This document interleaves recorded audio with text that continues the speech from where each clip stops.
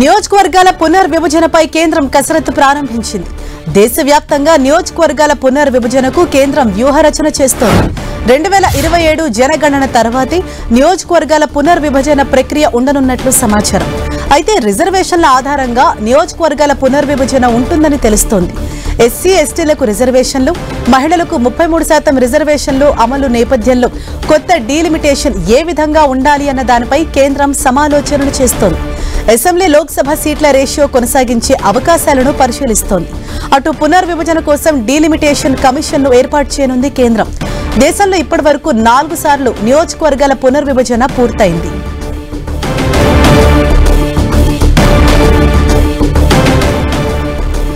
నియోజకవర్గాల పునర్విభజనపై కేంద్రం కసరత్తు ప్రారంభించింది. దేశవ్యాప్తంగా నియోజకవర్గాల పునర్విభజనకు కేంద్రం వ్యూహ రచన చేస్తోంది. 2027 జనగణన తర్వాతే నియోజకవర్గాల పునర్విభజన ప్రక్రియ ఉండనున్నట్లు సమాచారం. అయితే రిజర్వేషన్ల ఆధారంగా నియోజకవర్గాల పునర్విభజన ఉంటుందని తెలుస్తోంది. ఎస్సీ ఎస్టీలకు రిజర్వేషన్లు, మహిళలకు 33% రిజర్వేషన్లు అమలు నేపథ్యంలో కొత్త డీలిమిటేషన్ ఏ విధంగా ఉండాలన్న దానిపై కేంద్రం సమాలోచనలు చేస్తోంది.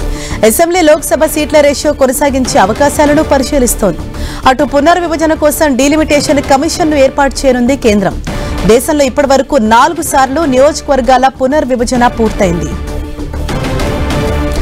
ఇదే విషయంపై మరింత సమాచారాన్ని మా ప్రతినిధి గోపి మనకు అందిస్తారు. గోపి, ప్రధానంగా నియోజకవర్గాల పునర్విభజనకు సంబంధించి ఏ అంశాల ప్రాతిపదికన కేంద్రం ఇప్పుడు ముందుకెళ్తోంది?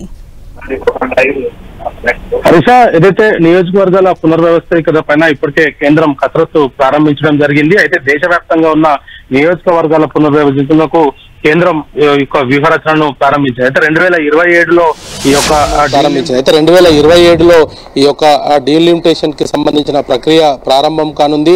ఎస్సీ ఎస్టీలతో పాటు మహిళలకు 33% రిజర్వేషన్ ఆధారంగా ఈ యొక్క పునర్వ్యవస్థీకరణ చేయనున్నట్టుగా కూడా మనకు కొంత సమాచారం అందుతుంది. అదే జిల్లాల ఏదైతే నియోజకవర్గాల పునర్వ్యవస్థీకరణ తర్వాతే మరొకసారి ఇటు పార్లమెంట్ కావచ్చు, అదేవిధంగా శాసనసభకు సంబంధించిన ఎన్నికలు ఉంటాయనేది కూడా కేంద్రం చాలా స్పష్టంగా చెప్తుంది. 2027లో జనగణనతో పాటు కులగణన కూడా చేయాలన్నప్పటికీ కేంద్ర ప్రభుత్వం నిర్ణయించిన నేపథ్యంలో 2027లో ఈ జనగణన ప్రారంభం కానుంది. ఆ జనగణన తర్వాత నియోజకవర్గాల పునర్వ్యవస్థీకరణ అయితే జరిపేందుకు కేంద్రం కొంత వ్యూహాన్ని అయితే అవలంబించింది. అయితే అసెంబ్లీకి సంబంధించి ఇటు లోక్సభ సీట్ల రేషియో ఏ విధంగా ఉండాలన్న దానిపైన కూడా ఇప్పటికే పలు ప్రతిపాదనలను పరిశీలనలో ఉంచడం జరిగింది. అదేవిధంగా దక్షిణాది రాష్ట్రాలు ఏదైతే ఆందోళన చేస్తున్నాయో దక్షిణాది రాష్ట్రాలకు సంబంధించి ఆ ఆందోళనలో ఇటు జనగణనకు సంబంధించి అంటే గతంలో ఏదైతే కుటుంబ నియంత్రణకు సంబంధించిన అంశం కావచ్చు, ఇతర అంశాలతోటి దక్షిణాది రాష్ట్రాలలో జనాభా తక్కువగా ఉండడంతో